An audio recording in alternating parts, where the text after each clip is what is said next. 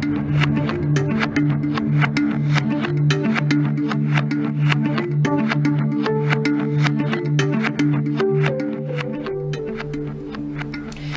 afternoon. Welcome to a special edition of InFocus. I'm Melissa Ridgen. December 15th, today marks the 5-year anniversary of the Truth and Reconciliation Commission's final report, put to all of Canada in the form of a very clear path forward to reconcile for the brutal legacy of residential schools on former students and the intergenerational trauma it continues to have on families and communities.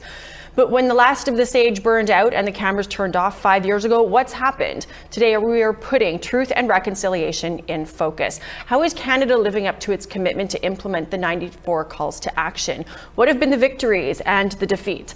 We are so fortunate to have all three commissioners here to dissect the past 5 years. And to kick things off, let's hear from them. A reminder that they spent 6 years traveling every corner of this country to gather stories from 6,500 witnesses. They hosted 7 national events across Canada to engage Canadians, to educate people about the history and legacy of residential schools, and to share and honor the survivors and their families' stories. All of that was the basis of 6 volumes of work culminating with the 94 calls to action. We begin with the former Chief Commissioner of the TRC, Murray Sinclair. 5 years ago today, I stood with the TRC commissioners to deliver a report and the 94 calls to action that we hoped would change the fabric of Canada forever and bring forward important changes in Canada's relationship with Indigenous peoples. In the 5 years that have followed the TRC, Canada has begun to grapple with the history and ongoing impacts of residential schools, and there has been important and encouraging pockets of change and action towards reconciliation across the country. We've seen promising changes, like new curriculum and courses in schools and universities that teach the history of residential schools in Canada. We've seen individual organizations and institutions take it upon themselves to implement the calls to action and incorporate things like Indigenous cultural competency training into their practices.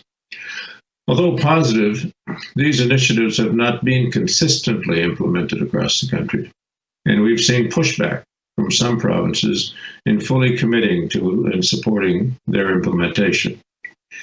Overall, the federal government has been slow in implementing the TRC's 94 calls to action. During the TRC closing ceremony, we acknowledged that reconciliation was going to be hard and that it would take a long time. We did not and do not expect change to happen overnight. It is, however, very concerning to us as commissioners that 5 years later, the federal government still does not have a tangible plan for how they will work towards implementing the calls to action, and progress is not being tracked by any one federal department. When the commission ended, we emphasized that 2 things were crucial to our findings and the implementation of the 94 calls to action. Those 2 things are the adoption and implementation of the UN Declaration on the Rights of Indigenous Peoples as a framework for reconciliation, and the establishment of a National Council for Reconciliation as an independent body to track and report progress on all aspects of Canada's path to reconciliation. Implementing the UN Declaration should be a priority for all Canadians. Reconciliation is not a partisan issue. This work is the responsibility of everybody. Reconciliation requires dedicated commitments that result in actions across provincial, territorial, and federal governments. It requires cooperation and collaboration between political parties. It is more than just consultations with Indigenous peoples and organizations. It is true partnership that creates change across all sectors. The slow progress in implementing the UN Declaration, indeed the resistance from some quarters, is just one example of how there is a need to restore Canada's sense of urgency and unity in working towards implementing the calls to action. Residential school survivors have waited too long to see change in this country. Many of the survivors whose stories and work made the TRC possible have now passed on, without ever seeing the results of their labor. One of the main objectives of the TRC was to create a national memory of the history and ongoing impacts of residential schools in Canada. It is crucial that Canadians understand how residential schools forever altered the fabric of this country and its institutions. Canada must never forget what residential schools took from Indigenous communities and Indigenous peoples, and what was done to the most vulnerable of all of us, our children. To truly move forward, Canada must first have a deep collective understanding of this history that cannot be rewritten or erased by those that would rather forget it. We cannot get to reconciliation if we do not first grapple with and memorialize the truth. This work begins with education. The TRC final report provided Canada with a roadmap to address the history and ongoing impacts of residential schools, to tackle issues we continue to deal with today, like systemic discrimination and racism, to transform our institutions to be more equitable, just, and safe for our children. Read the final report and consider what you have the ability to take action on. We all have the power to make important changes in the places we live, the work we do, and the people we know and meet. That is the work of all Canadians. It is not too late for Canadians to commit to doing this work and redoubling their efforts to implement the calls to action. Canada owes it to residential school survivors to never forget what they heard. But more importantly, we owe it to our children and to our grandchildren, so that they can take what they have heard from them and from us and work towards creating a Canada that is more equitable and just for future generations. Thank you.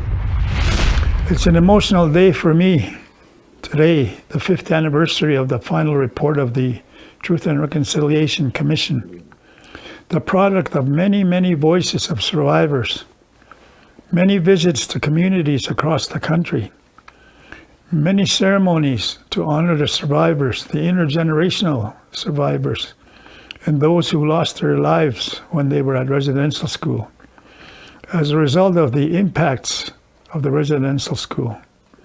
I'm not only a commissioner, I was also a member of the Truth and Reconciliation Commission Survivors Advisory Committee. I'm struck by the fact that there is much more work to do, but also feel a deep sense of accomplishment and pride at all the work that has been done. I'd like to speak a bit more about the UN Declaration. In our first principle of reconciliation, the TRC said that the Declaration is the framework for reconciliation. We referred to the Declaration and called for its implementation throughout all our calls to action. Canada made a big step forward with the recent tabling of Bill C-15, an act respecting the UN Declaration on the Rights of Indigenous Peoples. However, this is just a first step in the parliamentary process. It's crucial that the bill comes to a vote and is adopted before this session of Parliament ends next year, and that does not leave us much time. I've devoted a large part of my life to advancing the UN Declaration, including decades at the UN and elsewhere. The UN Declaration represents a historic achievement for the global community. The way the states and Indigenous peoples were able to find common ground serves as an example for reconciliation in action. The UN Declaration recognizes that the right to self must no longer be denied to Indigenous peoples. It affirms our treaties and calls on states to uphold their obligations. It protects our inherent right to make our own decisions about our lands, territories, and resources. It recognizes Indigenous peoples as members of the human family. The UN Declaration is built on a premise of mutual respect and partnership. This is what we need to achieve reconciliation. That's why it's so disappointing to hear provinces say that the UN Declaration implementation legislation is moving ahead too fast. To those provinces, I say you are stepping squarely in the way of reconciliation. It's your efforts to deny the rights of Indigenous peoples that creates barriers to certainty and shared prosperity.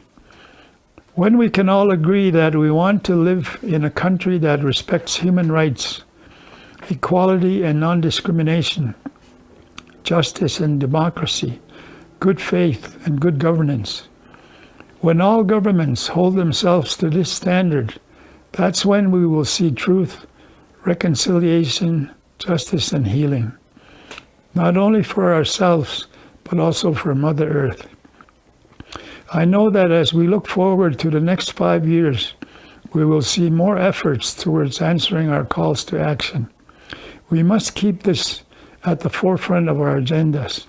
Speaking as a former residential school student, it is critical that we do not lose momentum now. Every act of truth and reconciliation serves to heal the many deep wounds inflicted by the experience of the residential schools. At the same time, every act of dishonesty or dishonor throws salt on those wounds. We need to stay vigilant and ensure that we do not allow this to happen. I have been disheartened by some who say reconciliation is dead, which I don't believe. In fact, I'm very encouraged by the recent survey which found that 70% of Indigenous youth believe that they will see reconciliation in their lifetime. This is highly promising and hopeful, a hopeful sign for all Indigenous peoples and non-Indigenous Canadians alike. I lift up my heart to the survivors and their families, and to each person who has put energy into the journey of truth, reconciliation, and healing. Hai, merci beaucoup, and thank you. When we issued our 2015 final report and calls to action, none of us ever expected that 5 years later all 94 would be implemented. These calls outline a pathway for a profound transformation of Canadian society and relations between Indigenous and non-Indigenous people. Such fundamental work takes time. We accept that. However, 5 years later, we did expect to see real progress in laying the foundations for national reconciliation, and specifically the two missing pillars needed to support all the rest. Chief Littlechild has spoken about the first one, implementing the UN Declaration on the Rights of Indigenous Peoples. I want to talk about the other still missing pillar, the National Council on Reconciliation. Calls to action 53 to 56 are for the creation of an independent national oversight body, a cross-cultural council appointed jointly by Indigenous peoples and the Government of Canada. The council would ensure the development of a coordinated multi-year national action plan for reconciliation, including research and education. The council would monitor and assess efforts throughout the country, sharing positive examples and identifying continuing gaps. The council would report annually to Parliament, keeping Canada alert to and accountable for its commitments and obligations. And the Prime Minister of the day would respond publicly with an informed yearly snapshot of how this country is doing on the reconciliation imperative. We do honor and respect the many initiatives by individuals, institutions, and governments since the TRC. But these positive, singular efforts are not the complete picture. In the absence of a national council, there is no way for any one of us to know everything that's going on, positive or negative. In our Joint Commissioner's statement today, we lamented systemic racism in the healthcare system at the cost of human life, widespread poverty, food and housing insecurity facing First Nation, Inuit and Métis communities, continual high numbers of Indigenous children in care, and persistent Indigenous overrepresentation in the criminal justice system. These glaring gaps still before us make the need for the National Council more apparent than ever. As we've imagined it, it would play a key role in ensuring a comprehensive and coordinated response to such pressing issues. And while we do note our understanding that the federal government intends to move forward with the National Council in the new year, for nearly 3 years we've been hearing that it's coming soon. Nearly 13 years ago, every national political party in Canada offered residential school apologies in the House of Commons, each one committed to reconciliation going forward. That is essential for the just and inclusive society Canada claims to be. A National Council for Reconciliation is a crucial tool to get us there. Today we call again for urgency. No more delays. Canada needs this. All Canadians need this. I also want to speak briefly of the most heartfelt of our calls to action, about the missing children. Canada kept shameful, incomplete records of children who did not survive residential school. Our TRC confirmed 3,200 deaths, but little more than half the identities. We applaud the continuing efforts by the National Centre for Truth and Reconciliation on the Student Memorial Registry. With help from survivors and families, that registry now names more than 4,000 children who never made it home from school. As this sacred work of finding the children continues, they will be further remembered as efforts continue this year towards a national monument for residential schools, and we look forward to that. As with all casualties of state-sponsored events, every lost child deserves remembrance. Every grieving family needs comfort, and every honorable country needs acknowledgement of truth. As a mother and grandmother, I cradle the memory of these children today. It's also very emotional to speak alongside my fellow commissioners. Together today, we remind you that reconciliation belongs to each and every one of us as individuals, as governments, and as citizens. Reconciliation is not dead unless we kill it through our own inaction. We have to take a break, but when we return, the commissioners join us live to discuss the progress and the challenges, and we'll hear from survivors themselves, their perspectives on what's happened, what hasn't, and what needs to. Stay with us.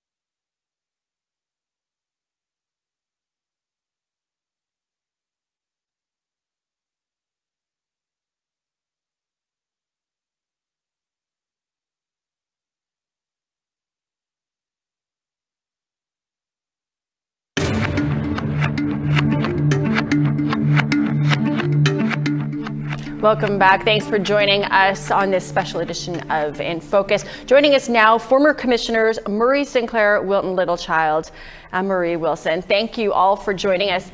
I'll start with you, Mr. Sinclair.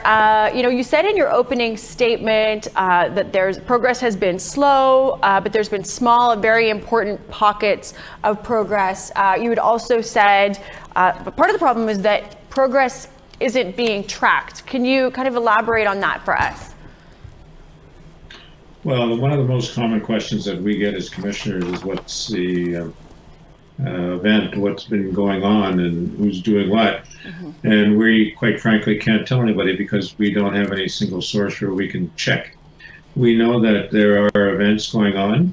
We know that there are changes to school curriculums at the local level. We know that some of the school curriculum programs have undertaken to do changes to the curriculum at a provincial level, but some of that has come to a halt. We know that in the Northwest Territories and Nunavut, that there's probably been more activity to ensure that education changes are being made. But in the other parts of Canada, we don't see the same effort being undertaken. I've spoken at many events where church congregations and community organizations have brought together Indigenous and non-Indigenous people for the purpose of discussing reconciliation, or talking about how they can change and improve their relationship. So we know that there are those singular events going on. We know as well that British Columbia, through its own legislation, has adopted the UN Declaration on the Rights of Indigenous Peoples. Mm-hmm. But what is still concerning, of course, is that we see almost every day in the media activities going on in society that show that there is still an abundance of racism that's not being adequately addressed. Mm-hmm. That there are issues around systemic racism that we need to come to terms with. We need to have a dialogue about ensuring that people understand how it works and what can be done about it. So there's still a lot of work left to do. Yeah. But there have been some pockets of activity that we can't ignore, and we have to give credit where credit is due, that some parts of society have been really endeavoring to do what they can. Yeah.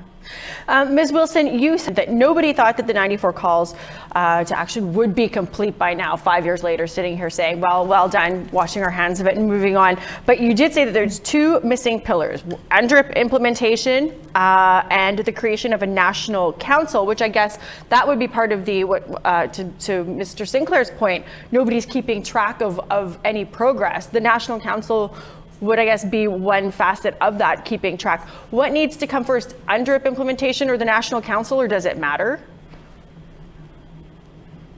Your question, I just couldn't hear the last piece. Yeah, sorry. So what needs to, does the National Council, we were talking about the two pillars that need to happen, does National Council have to come first, or UNDRIP implementation, or does it matter? I don't think it does matter which comes first, but just to understand that both are essential. We've said that the UN Declaration really is a framework for understanding the spirit and purpose of all reconciliation and articulating its relationship to the rights in Canada and recognized within our Constitution as well. Mm-hmm. But the National Council is more of a, if I can put it this way, more of a practical day-to-day, year-to-year operational vehicle for all of us as a country to be able to pay attention to what's getting better, what may be getting worse, what are those things that we need to hold up to a light for celebration and cause for, yes, joy at the great things that have been done, and what are those areas where there's things may actually be getting worse and we need to figure out how we drill down and apply either more attention or more resources or whatever is needed. Mm-hmm. And without that, nobody has the complete picture. Yeah. And so we aren't learning from each other and we aren't learning from the realities. Mr. Littlechild, you called out provinces who say that UNDRIP implementation is moving too fast. You had said, and I quote, "You're stepping squarely in the way of reconciliation. It's your efforts to deny the rights of Indigenous people." I would ask you, Mr. Littlechild, do you think that a lack of understanding of what UNDRIP entails, and particularly, some of the buzzwords that maybe, Indigenous people know and understand, but that non-Indigenous Canadians don't grasp, such as, self-determination, fiduciary responsibility, free prior and informed consent, things like that regular Canadians maybe can't get their heads around, has maybe made it so that people don't understand it, so they don't apply pressure for politicians to implement it. Your thoughts, Mr. Wilson? Sorry, that was a really long, meandering way to ask a question. Well, I said that they were standing in the way of reconciliation, and I mean that because when Canada finally endorsed and supported the reconciliation, the UN declaration, since that time the clock started running, and it's been 5 years for TRC and 10 years for the declaration. There's been a lot of time for provinces to become aware of the declaration. They make it sound like we just sprung it up on them 3 weeks ago or something like that. And I think that's just a cover-up for their not wanting to support either the declaration or the legislation. Some of them even divide it up into two. They say, yeah, we support the declaration, but we don't support the legislation. So they have to make up their mind in that regard. As far as right to self-determination, this is the most fundamental human right that every human in the world has. It doesn't say in the international covenants that Canada signed on to in 1976, all peoples have a right to self-determination except Indigenous peoples. It doesn't say that. So we had to get the declaration to catch up to the rest of the world so that A, we can be recognized as human beings, B, we can be recognized as having human rights, one of which is a right to self-determination that everyone benefits from. For many years since 1948, when the Universal Declaration was not adopted, or was adopted, we were not there. Nobody represented us, so we were left out. Consequently, when you look at the statistics around the world, thousands and perhaps millions of our people got killed, assassinated, for defending their lands, territories, resources, water, timber, because they were not considered human. So it was okay. Now, as far as free, prior, and informed consent, that's the very most mischaracterized part of the UN Declaration. They've done a very good job of calling it a veto. And when you look at all the 46 articles and the preambular paragraphs of the UN Declaration, you will not find that word veto in there. What it does, though, it calls on us to work together. Wherever you see the word veto in 9 articles, it's about working together on something, whether it's economic development or social development, parts of the right to self-determination, as you know, are the economic, social, and cultural development. Indeed, there's 30 references to culture in the UN Declaration. And to look at that, plus our calls to action, saying this is the framework to reconciliation, what we're talking about in a final analysis is our survival, our dignity, and our well-being. That's what the UN Declaration is about, our survival, dignity, and well-being. And for those provinces who are objecting to that, that's what they're voting against. They're voting against you and your survival, you and your dignity, and you and your well-being. And I don't think that's right.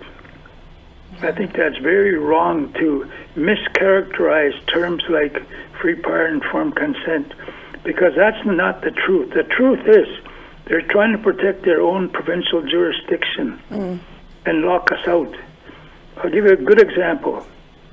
In the letters to the Minister of Justice by the provinces, they said that we want to keep having our own private provincial government, territorial government meetings, we always invite the leaders to come in and say a few words. Yes, they do, but then they kick them out. And then they can go on and they say, then we can have a very frank and earnest discussion among ourselves. And then the next sentence, they say, we all have to be at the table at the same time. So it's a total contradiction in their position, in my view. Yeah. I want to go now to, let's hear from a survivor, Wanbadi Wakita.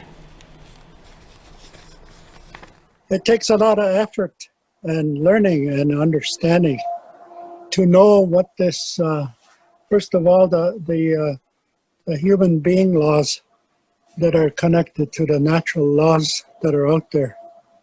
And more importantly, how sacred laws are all connected to everyone. And so it's that time of the year again where we gather to make ceremony, to make sure that we cover everything, the teachings, the learnings, the understanding, the accepting of ceremonies. And we really need to go back, whatever it is that we're doing, we really need to go back to realize how important these ceremonies are. And with ceremonies, there's something called culture. And this culture is all of the language, the songs, the ceremonies, the prayers, history, education. It's all of those. So we are going back to that. Remember now that we're working with the holy ones, the spirits that are up there, which is a great deal part of what we're working with. The voices that we heard over the years, they're up there now, and they're listening to us, and we're asking for their help. And so that's an important kind of a path that we should follow. We need to take a quick break, but when we come back, lots more discussion about where we're at in terms of implementation of the TRC calls to action and more words from survivors themselves. Don't go anywhere.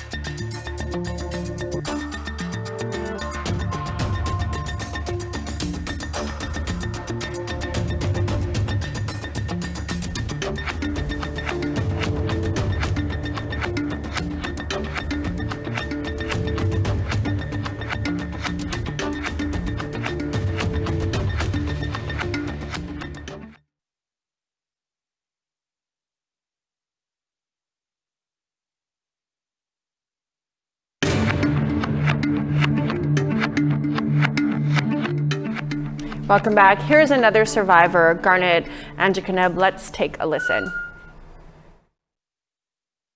I often ask myself, do I feel more empowered? Do I feel more in control of my life as a result of the Indian Residential School Settlement Agreement? And I really, honest to God, wrestle with that question in so many ways. You know, as a survivor, we still hear about the governments fighting, for example, St. Anne's residential schools and fighting them in the court of law. Here in Northern Ontario, we still have unfinished business of dealing with the Law Society of Ontario, for example, that stem from the Indian Residential School Settlement Agreement. The people continue to be harmed, people continue to be injured by the inactions of the Law Society here of Ontario, here in Northern Ontario. And so then, you know, what about the behaviors and the actions of someone like Senator Lynn Beck, who continues to spew out negative rhetoric about the Indian residential school system, and how those words and those behaviors impact at the community level. And so, you know, we've got a lot of work to do to restore relations, to build relations, even though we have a lot of good work that has happened to rebuild and to redefine our relations with Canada, with our communities, with our families, and indeed at the ground level of where we live in, whether it's in the cities or the smaller municipalities. I really praise the work and the efforts that have gone on for the last 10, 15 years, but we do have a lot of work to do. And so overall, what has this cost?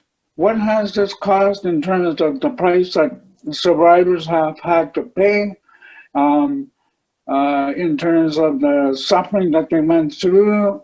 And I'm not just talking about the financial costs. There are other costs associated with the legacy of the Indian residential school system. Thanks for that. Mr. Sinclair, let's go to you then, to Garnet's point. You know, after all of this, was justice served for the survivors? I'm curious how you guys feel after going through all of this. That was it all worth it? Well, the short answer to that is yes, it was. But I think the real question is, are we finished? And the answer is no.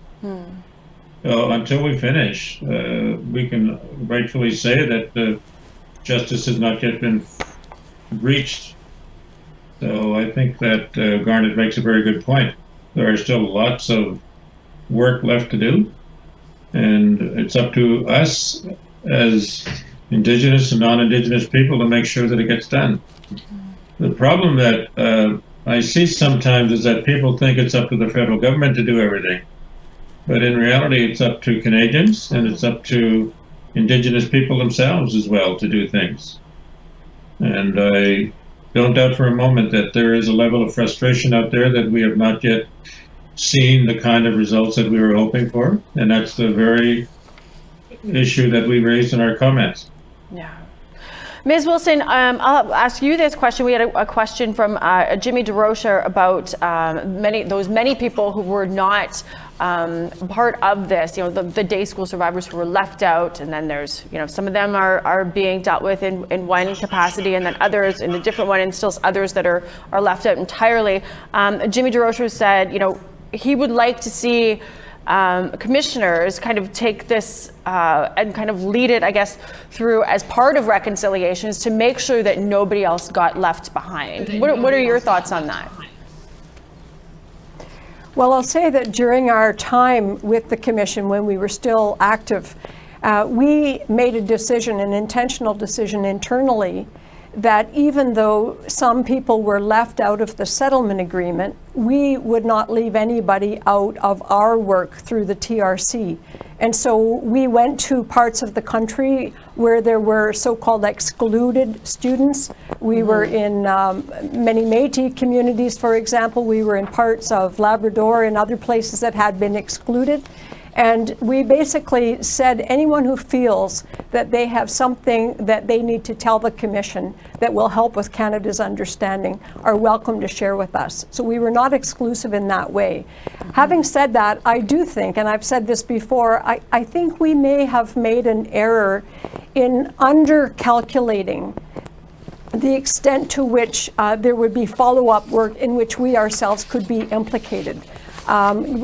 Just this very week and this coming back together as the three commissioners have, we were all noting it's the first time we've all had a vehicle for coming back together since the end of the commission. And our ongoing relationship with the National Centre for Truth and Reconciliation has been intermittent. And so I think there are things that we are actively thinking about. Even yesterday having some discussions with Minister Bennett about some of these issues of ongoing momentum and how we stay in good communication and keeping momentum alive. These are active conversations, and I think they are very important because, as Senator Sinclair just said, absolutely the work is not done. We knew when we finished that it would not be done, but it definitely, there's a lot more to be done still. Yeah. Mr. Littleshadow, I want to ask you, so going back to something that you said in your opening statement, you said that every single act of reconciliation done by Canadians serves to heal the wounds of the residential school system, and every act of dishonesty and disorder pours salt in those wounds. My question to you would be, has there been more healing or has there been more salt in the wounds from your perspective over the last 5 years?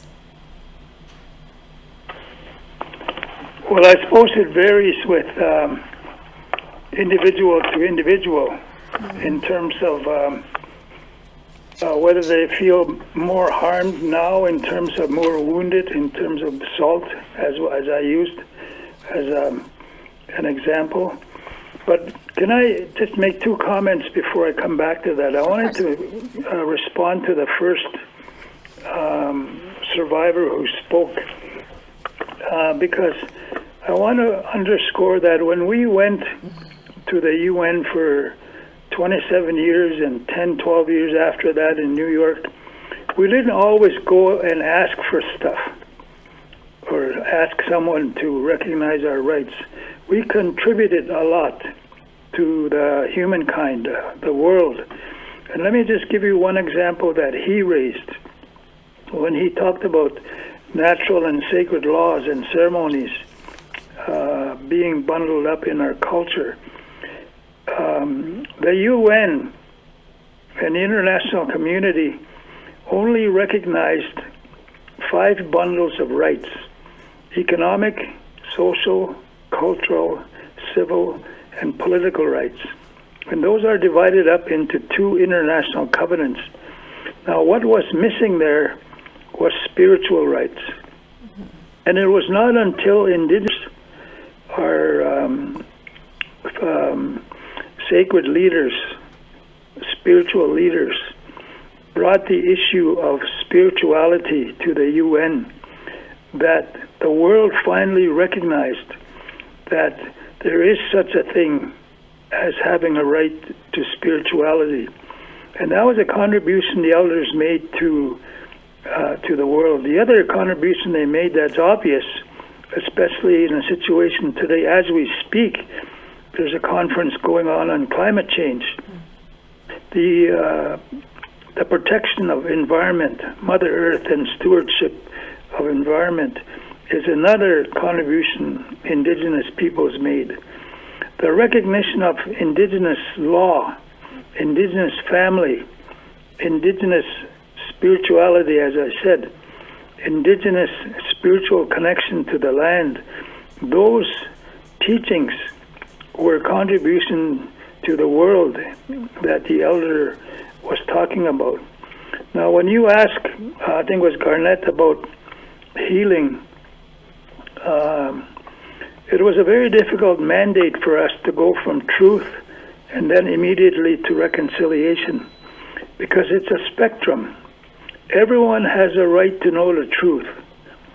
Then we have an apology, but there was never really an opportunity given or extended to forgive. Some of those that wanted to give forgiveness to those that harmed them. Then you begin to feel a sense of healing. And once you do that, then you begin to feel a sense of justice. Then, as a combination of all of that, you can go to reconciliation. So it's a spectrum, and healing is only one step of the way. As far as harm and wounds, don't forget I spent 14 years of my life in 3 different residential schools. And I can tell you it took me an awful lot of work and counseling to try and get myself to a healing position. I'm not saying I'm healed, but I'm still working on it on a daily basis. So there are those that have been wounded very seriously by what happened to them as children. And when you lie about this history, when you say it's a fad, when you say it didn't happen, then I think you're pouring salt into the wound, and that's very harmful to the survivors that have experienced, especially negative experiences in the residential schools. Yeah. Okay, we need to take another break. We still have a lot more ahead, including, is reconciliation dead? I know that's something that you spoke about, Mr. Littlechild. I can't wait to hear your thoughts on that. We have a lot more from survivors as well. Please stay with us.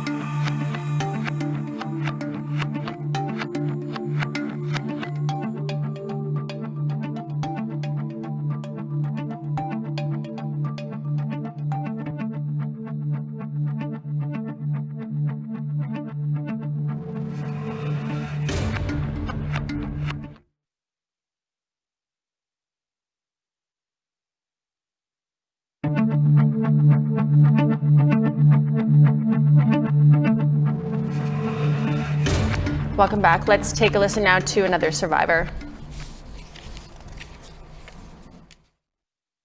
Hi, everyone, and good day. On behalf of my Inuit nations of Nunavut territory, of course, it is my honor to express my heartfelt gratitude for the work done through the Truth and Reconciliation Commission on this 5th year anniversary. Although I always knew that it would be difficult for many to share their painful experiences. The dedication and compassion of the commissioners that helped us voice our voices, strength to resolve to share our truth. For many survivors, the Truth and Reconciliation was the first time we heard and the first time we were believed.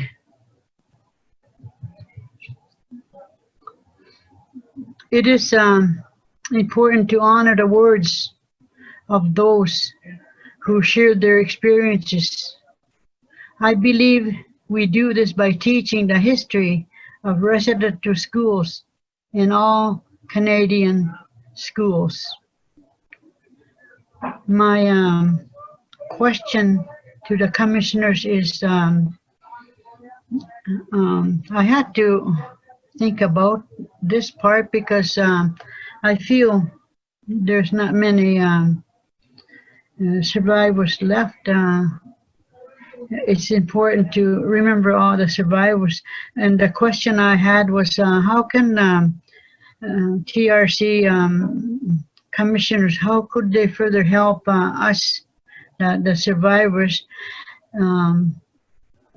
to better their life, because sometimes we feel sad, and those experiences and those things that had happened in the past.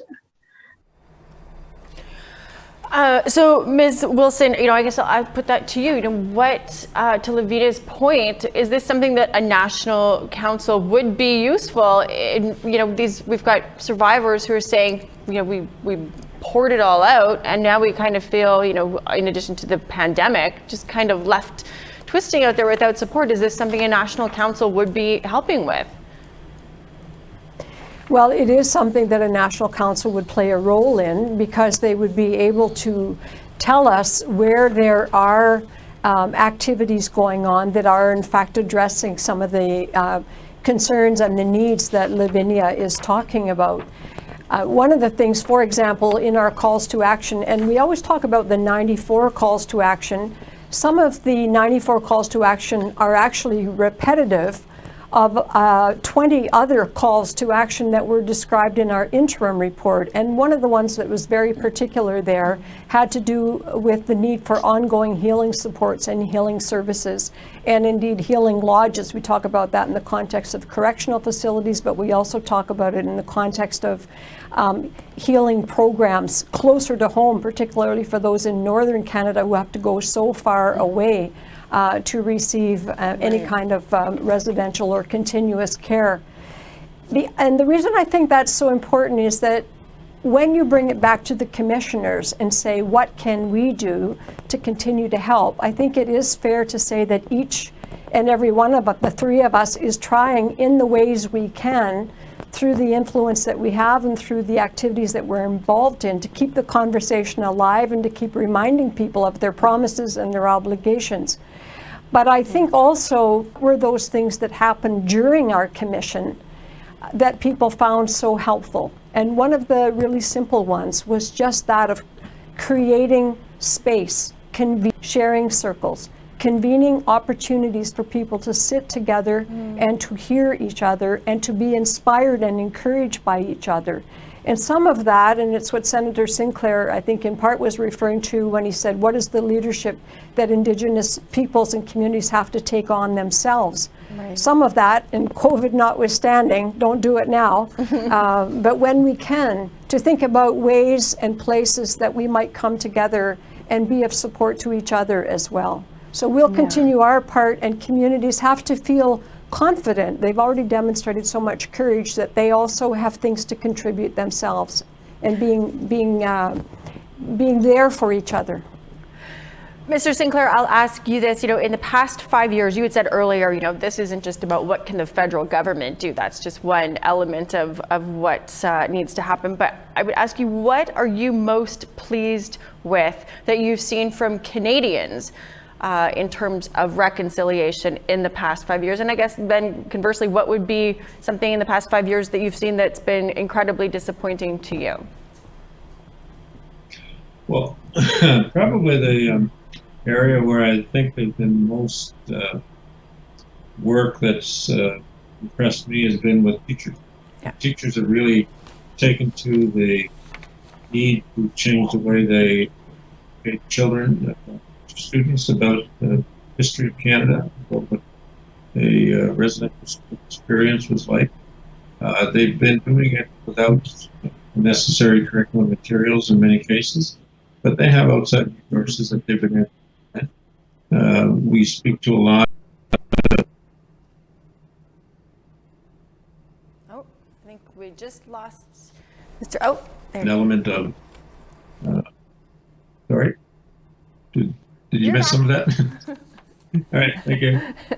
But there's a lot of outside resources that teachers can rely upon. I get requests all the time for reading lists for teachers, and I would say that it's the work that teachers are doing to change the way that children are educated, so that children themselves can develop a relationship early on and can maintain that relationship of respect further on into their lives. Now that needs to be nurtured, and that needs to be given more effort further along the line. And it's when you get into the high school years and the university years where that appears to lose some momentum. So we still need some work to do there. But that's the one area where I've always hoped that there would be growth, and I think there's also been a lot. And that's university scholars as well who are doing some writing in this area. The one area that probably disappoints me the most is that the federal government itself, which bears a significant responsibility when you look at the United Nations Declaration on the Rights of Indigenous People. It speaks about the responsibility of nation states to come to terms with the fact that they are largely responsible for the destruction of Indigenous cultures, Indigenous societies, Indigenous landholding rights, and all of their legal rights as original peoples, and that they have to recognize that they paid a lot of money in order to do that. They spent a lot of money to bring in settlers. They spent a lot of money in order to take up lands and to support those immigrant populations that are coming in to take over those resources. And they financed the capitalists who were mining the resources and cutting the timber, digging for the gold and digging for petroleum. And they spent a lot of money to do that, and now they have to recognize that they need to also make a financial commitment to reconciliation as well. And it's in the UN Declaration that was. Oh, he's back. Oh, he's frozen. Sorry, we've got a technical difficulty with Mr. Sinclair. Mr. Littlechild, just very quickly, we have to go to a break here, but I did want to bring up with you something that you had said in your opening statement. You said that it bothers you when people say that reconciliation is dead. We only have probably about a minute before we have to go to a break. Can you kind of quickly say what you were talking about when you say it bothers you when people say reconciliation is dead?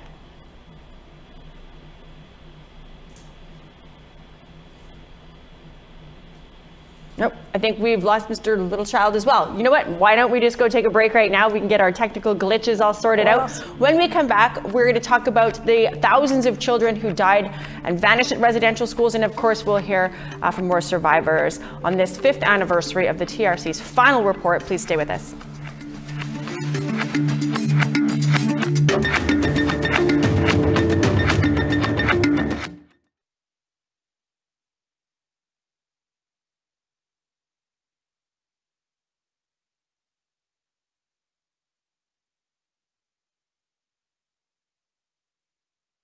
Greetings. I'm Lila Breer, and I'm originally from Couchiching First Nation, and I'm happy to be here today and to share more or less a comment with you in regards to residential school survivors and the pandemic. And I'm speaking specifically with the northern and northwestern Ontario, and because I went to residential school at St. Margaret's Residential School in Fort Frances, Ontario, and and I think of them about what they've been through, what they're going through right now as far as the COVID-19 goes, and what they're going through, and so just I guess I'm thinking, right off the hop, I'm thinking about a question like, how is how are you handling what's going to happen with survivors, as far as the pandemic goes, like, how can we help them? And the way that I've been doing it is by, talking to survivors on Facebook, and, there's some of them that I went to school with that I'm in contact with, and ask them how they're doing, and I talk a lot about, depression, and they share with me, that they're going through the same thing because, there's triggers going on, and there's no help out there, there's no counselors or anyone for them to talk to, except maybe their family, extended families, that are survivors that, so I have a concern for them because, what can we do as far as reconciliation goes, to help these survivors. So I'm really happy to have the opportunity to greet you today.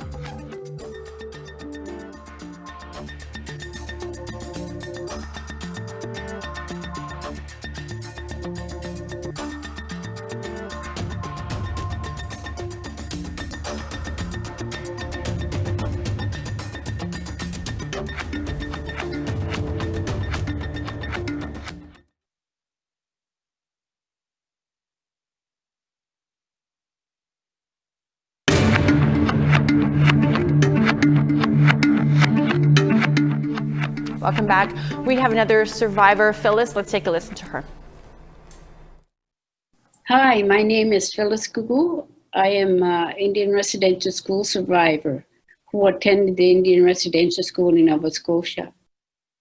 This year in particular has hit survivors twice as hard due to the pandemic, social distancing requirements, and once again, we are separated from our families. Survivors are still in need of healing. It's critical that survivors are not put on the back burner. So I would like to ask the commissioners, how can Canadians continue reconciliation efforts when so many are concerning about the economic climate?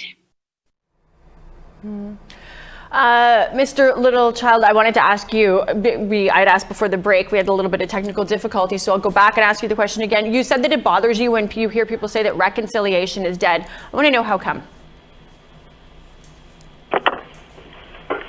First, I was thinking that it's a shame that I've wasted 6.5 years of my life if reconciliation is indeed dead, because that's not what we were working for. Mm-hmm.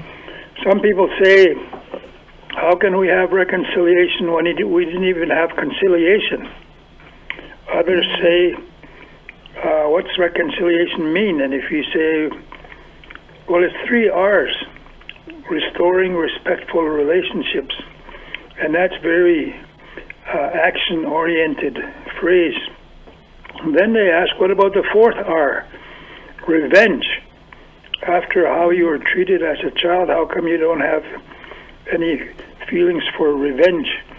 So it's a difficult topic in the sense of how you come at it.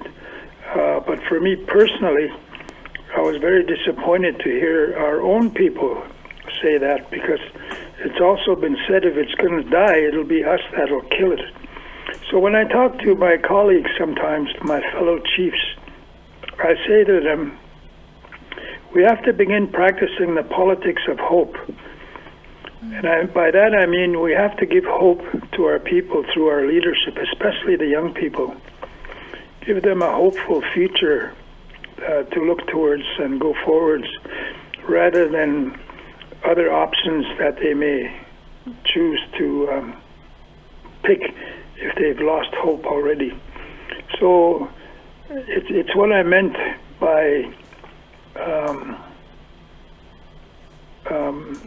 not agreeing with reconciliation being dead, because I see it being acted upon every day, at least around me, in different places I go. And it's not perfect, right? It's not, but at the same time, we knew that it wasn't going to be short-term activity either, reconciliation. It's going to be a long time. I remember someone saying it took us 7 generations to get here. It'll take us 7 generations to heal. So hopefully, of course, I pray and hope that it doesn't take us that long to see reconciliation, true reconciliation happen. But I wanted to also make a comment on the importance of focusing on mental health, especially during this time of the pandemic. And the last speaker talked about it in a very good way, that we were not only separated from our families, we were separated from our community, we were separated from the land, and now we're separated from family again. So it's so any kind of treatment, and by the way, culture is treatment, we need to focus on that part as well, so that her advice about just contacting and phoning someone to ask how they're doing does wonders for their mental health. So it's in a way a team effort to do that. But let's not be the ones that kill reconciliation. Ms. Wilson, I wanted to go to you too. Something that you had said that really hit me when I heard you say it. The missing children who were taken to residential schools never returned home. You know, this country didn't even value them enough to document most of that. You've mentioned that that's not how honorable countries act. You know, is Canada now doing enough to act honorably, to honor those children and their loved ones? Well, I think to this point, most of the practical credit goes to the National Centre for Truth and Reconciliation and the efforts that they have made with federal financial support, for sure, an infusion of federal monies to allow them to really dig into the archives and literally, I hate to say it, but piece together the fragments of storyline of the children who died in the schools. And that's how we've come to know the names. But we don't have all the information about these children, and we certainly don't know yet where all of them are buried. So the work is ongoing, and I know that there is work being done within the federal government to figure out how to move forward with that piece. But again, we've talked all day about the issue of urgency, because the survivors are aging and they need some peace around these things that truly are at the heart of individual and family well-being and coming to terms with the realities of their losses. So I think there needs to be renewed effort on that front and timely effort. I think it needs to involve all parts of the country. That can't be done in a sort of centralized way. And it needs to be done with the reverence that we would for any other context in which we take care of the fallen. We have only to look at military losses to know how we take care of that as a country. And we surely can do far better with our own children. So we have a lot of catching up work to do there. Can I just also say on your earlier question, Melissa, about reconciliation and what Chief Littlechild was saying, we need to remember when we're tempted to be disdainful of the word reconciliation, I think it's not the word itself, it's the frustration at the slowness of things, the perceived slowness of things. Because we have to remember that it was the survivors themselves who gave us that term to work with. They were the ones who fought through the courts and got this Truth and Reconciliation Commission, a hard-fought term of the overall settlement agreement. And that was the terminology we were given, and they described it not as a quick fix, not as a definition, not as a recipe, but as an ongoing individual and collective process that would involve the survivors for sure and their families, that would involve the churches, that would involve the governments, and that would involve the people of Canada. And for me, that's the important thing that we have to constantly come back to and remind ourselves. This is not an Indigenous issue for Indigenous people to muddle their way through in isolation. It is for the country to take this on and to realize that we need to take practical steps, and we need to treat it with the urgency, if I can put it this way, as if it were, as it is for so many of us, as if we were dealing with our own family members, and to treat it therefore urgently and with respect. I love that. And I love the point you made about, look how we treat people who serve in our military, have a little bit of that dignity as well. We're going to take a quick break. I've got a couple pretty heavy questions for you guys when we come back. We're going to hear about, how the Truth and Reconciliation Commission, the work you guys did, how does that carry with you every day? I'm sure there's lots to talk about that. And also next steps. Where do we go from here? So stay with us. We'll be right back.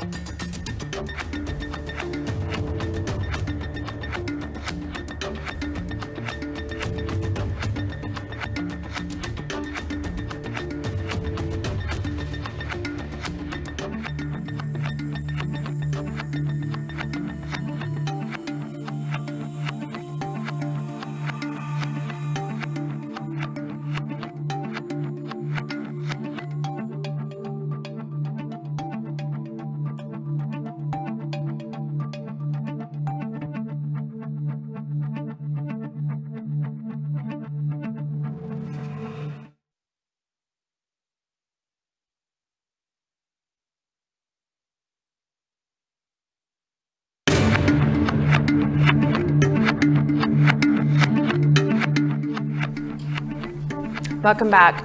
Lastly, this is our final block before we're done here. I want to ask each of you, and I'll start with you, Mr. Sinclair. 6 years of doing this, lots of work, lots of heartache to listen to. What have you carried with you from this? What still stays with you? Well, probably the understanding that this work was something that was destined to take place, and that therefore we were in many ways fortunate to be asked to do it because we were all very strong spiritually and emotionally. People that were able to be prepared to undertake this work. So working alongside my colleagues was probably the highlight of this whole process, because in many ways we had to rely upon each other. We had to get through this together. When we started out, we knew, and I'd forewarned them because of experience that I'd had with other inquiries that I had done, that you have to prepare yourself for what it is you're going to hear. And we have to understand that when we make a commitment to the survivors to see this through to the end, that we have to hold to that commitment. So we can't afford to fail, because if we fail, we not only fail ourselves, but we fail them as well. And so when I was finished with this, I was quite exhausted, and I think probably my colleagues were too. And I had made a commitment that I was going to step back from public life and give more time to my family, because they had given up a lot in order for me to do this, but also they were probably I thought then, and still do think, as it's turned out, they were going to become a huge source of comfort for me coming out of this, because they were with me the whole time that we were doing this. Ms. Wilson, what effect did this have on you personally, this journey?